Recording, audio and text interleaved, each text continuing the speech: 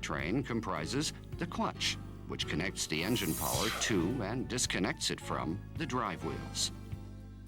The transmission, which changes the torque and RPM. The propeller shaft, connecting the transmission to the differential. The differential, which changes the direction of power transmission and the torque. And the axle or drive shaft, which transmits the torque to the wheels. These parts are combined to constitute the powertrain. The powertrain construction differs according to the drive system of the vehicle.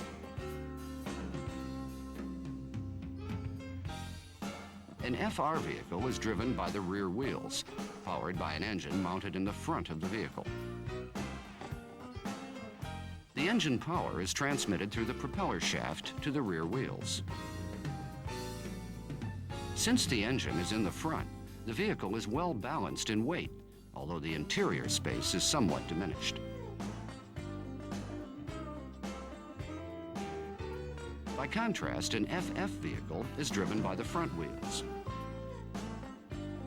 Since the engine is located close to the drive wheels, the power transmission route is short.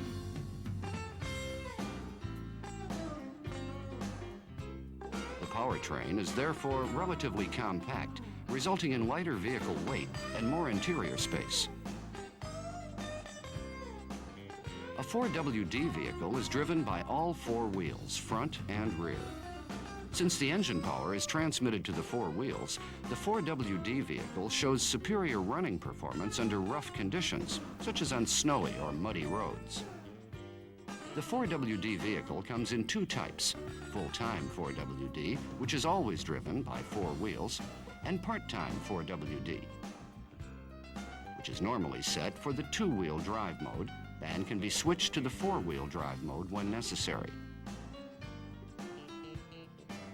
Currently, FF vehicles constitute the mainstream of passenger cars. However, the basics of a powertrain can more easily be understood with an FR vehicle. Therefore, this video uses the Hilux, a typical FR vehicle, to explain the powertrain, particularly a part of its mechanism, including the propeller shaft and the drive shafts.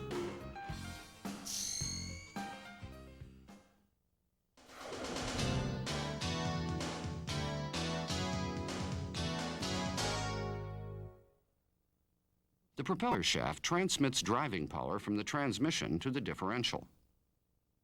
It must transmit power smoothly, without vibration or irregular rotation. The propeller shaft is designed to meet these requirements.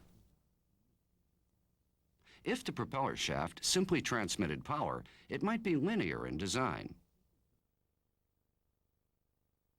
Actually, though, it is not linear, since the transmission and differential are at different heights.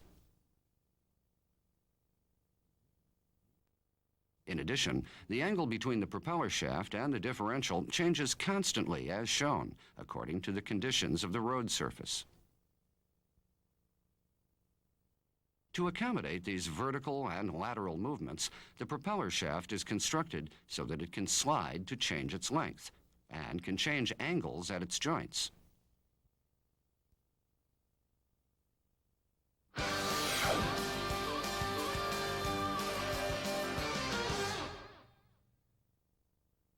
There are two types of propeller shaft, the two-joint type and the three-joint type.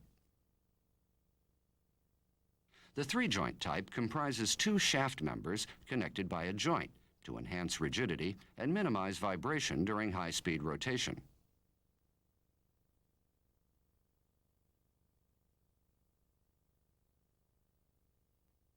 The propeller shaft is supported at its center by a central bearing mounted on a rubber cushion on the shaft so that vibration is not transmitted to the car body.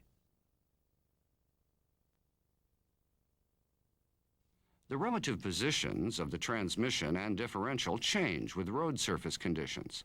This change is absorbed by a sliding sleeve yoke. The sleeve yoke, mounted on the transmission side, slides axially as shown to adapt the propeller shaft length to the changing distance between the transmission and differential. The universal joint absorbs the angular changes of the shaft on each side of the joint, enabling the shaft to rotate and transmit power smoothly. For this purpose, the universal joint is designed to smoothly rotate vertically and laterally.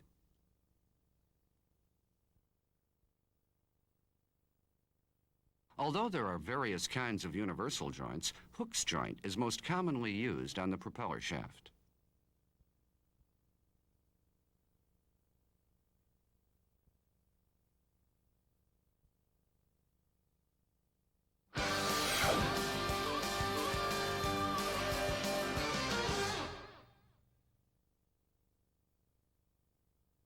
Hooke's joint allows the sleeve yoke on the drive side and the propeller shaft on the driven side to rotate smoothly at the same speed. However, the rotation is smooth only when the driving shaft is aligned with the driven shaft. When an angle is formed between them due to road surface conditions, the rotation becomes irregular, as shown. This is because the difference in turning radius on each side of Hooke's joint results in a change in the angular velocity of the driven shaft. The larger the angle between the driving and driven shafts, the greater the change in angular velocity. To minimize angular velocity change and irregular rotation, Hooke's joints are installed on the transmission side and differential side of the propeller shaft so as to absorb the angular velocity change. By making the shaft input to the differential parallel with the transmission, Hooke's joints prevent changes in turning speed and torque. During assembly, therefore, care must be taken to install Hooke's joints correctly.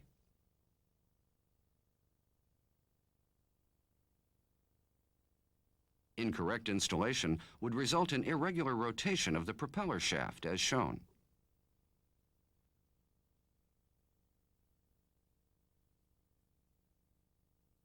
Recently, increasing numbers of vehicles are equipped with propeller shafts having flexible couplings to reduce vibration and noise. This type of propeller shaft provides a straight transmission line. Rubber flexible couplings are used instead of universal joints for greater absorption of vibration and shock.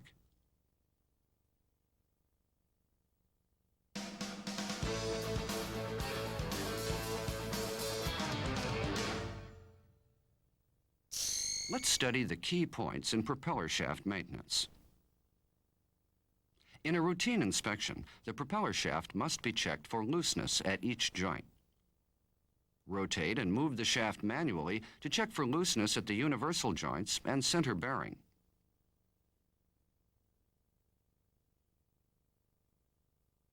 Before removing the propeller shaft, put match marks on each universal joint to ensure correct reassembly.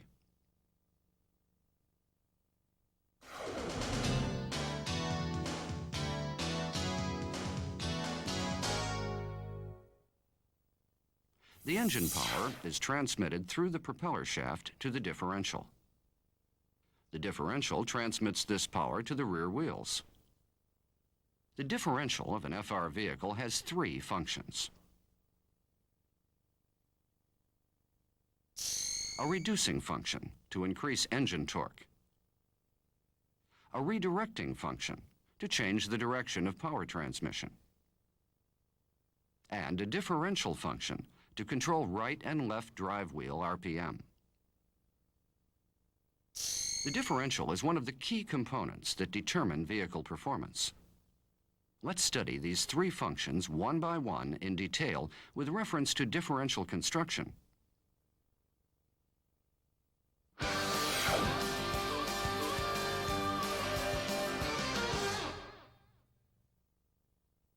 The differential of an FR vehicle is composed mainly of a ring gear, pinion gears, side gears,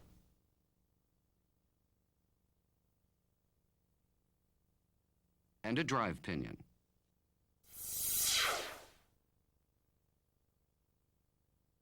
The drive pinion and ring gear, called final gears, finally reduce RPM to increase torque. Specifically, using the difference in the number of teeth, The final gears reduce RPM to increase torque, enabling maximum driving power transmission to the rear wheels. The final gear reduction ratio, called the final reduction ratio, can be calculated using the equation shown. For example, if the drive pinion has 10 teeth and the ring gear 41 teeth, the final reduction ratio is 4.1. This means that the drive wheels rotate once, while the propeller shaft rotates 4.1 times. High-speed performance improves as the final reduction ratio diminishes, and driving force increases as the final reduction ratio increases. A normal final reduction ratio setting is 3 to 4.5 for passenger cars and 5 to 7 for trucks.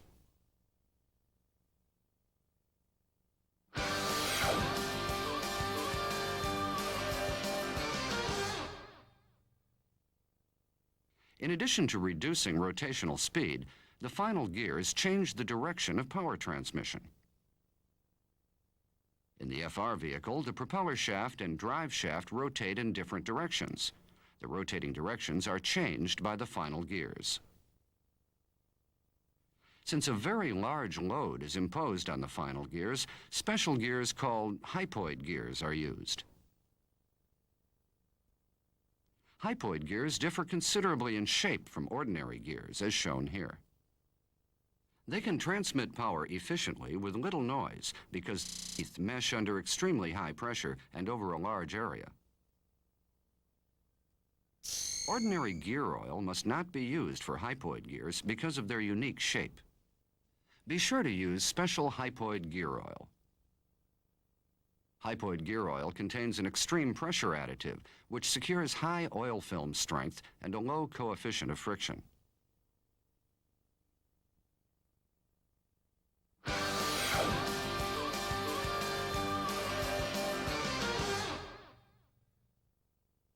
The differential is also called the differential gears. The differential gears accommodate the differences in RPM of the right and left drive wheels. When the vehicle is driven straight ahead on a flat road, the four wheels rotate at the same speed. When the vehicle rounds a curve or is driven over a depression, however, the right and left wheels rotate at different speeds because they must travel over different distances. If the wheels were rotated at the same speed, the vehicle could not round the curve smoothly, and the tires would eventually suffer uneven wear. The right and left wheels must therefore be able to rotate at different speeds.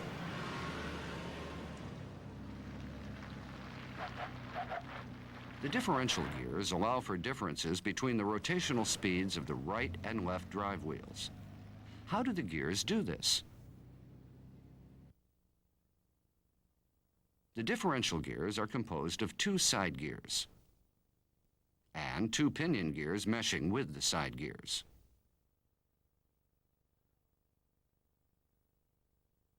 When the vehicle is driven straight, with right and left wheels receiving the same resistance, the pinion gears do not turn independently, allowing the right and left side gears to rotate at the same speed. If a slight resistance is applied to either drive wheel, the axle shaft under resistance rotates a little more slowly than it would without resistance.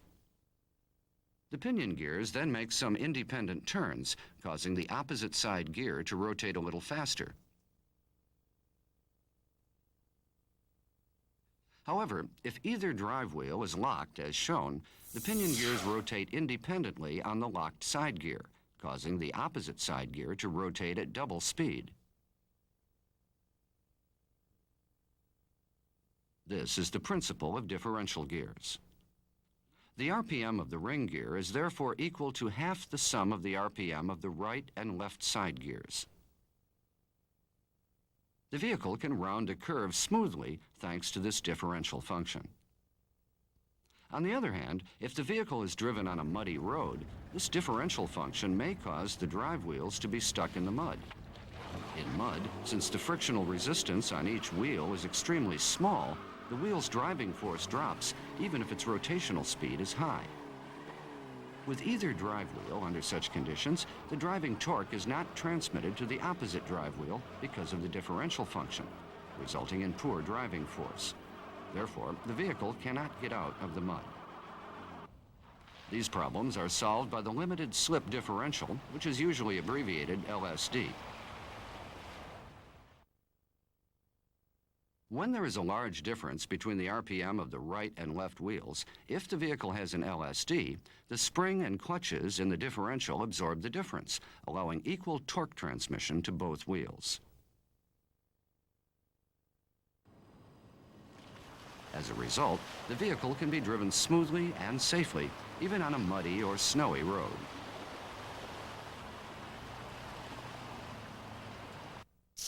LSDs come in various types. The pressure LSD and torque sensing LSD are the most typical.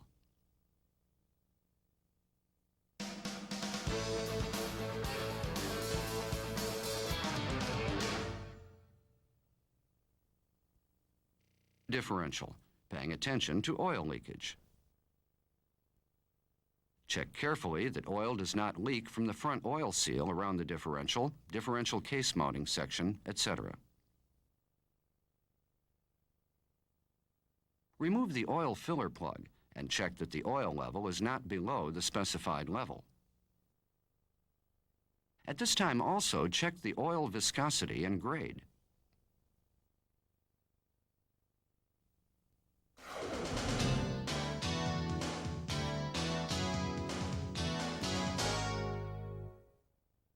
The driving power divided by the differential to the right and left must be transmitted to the drive wheels. The axle shafts and drive shafts work for this purpose. Many vans and trucks use a rigid axle suspension, that is, axle shafts. In a vehicle using axle shafts, the right and left wheels move up and down together with the shafts because the wheels are connected integrally with the shafts and differential. Therefore, the vehicle's ride quality is not very good. Drive shafts solved this problem. Many FF vehicles now use drive shafts. Drive shafts involve independent suspension, allowing the relative positions of the wheels and differential to change according to the vertical wheel movements. A vehicle with a drive shaft has a good ride quality, with the vehicle body less likely to incline or vibrate, and the wheels firmly hold the road surface. A drive shaft is shorter in overall length and greater in joint angle than the propeller shaft. Therefore, when the wheels are being steered or bouncing, the drive shaft joint angles change more than those of the propeller shaft, possibly causing vibration and noise problems. To avoid this, constant velocity joints are used for the drive shaft to secure smooth power transmission for a larger joint angle range than Hooks joints secure for the propeller shaft. The constant velocity joint is a combination of two types of joints. A tripod universal joint on the differential side in which the drive shaft slides to adjust its length to the changing distance between the wheel and the differential.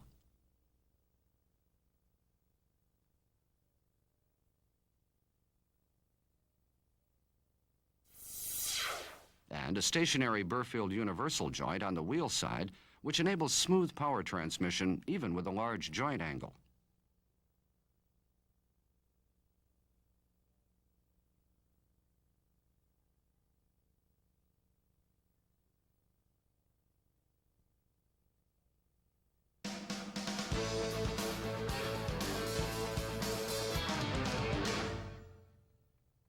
The axle shafts and drive shafts must be inspected in this way.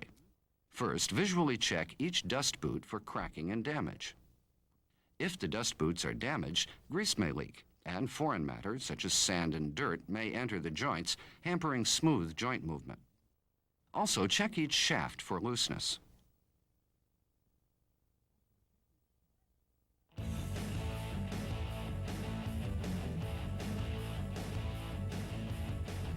The powertrain, as well as the engine, is a vital system of an automobile.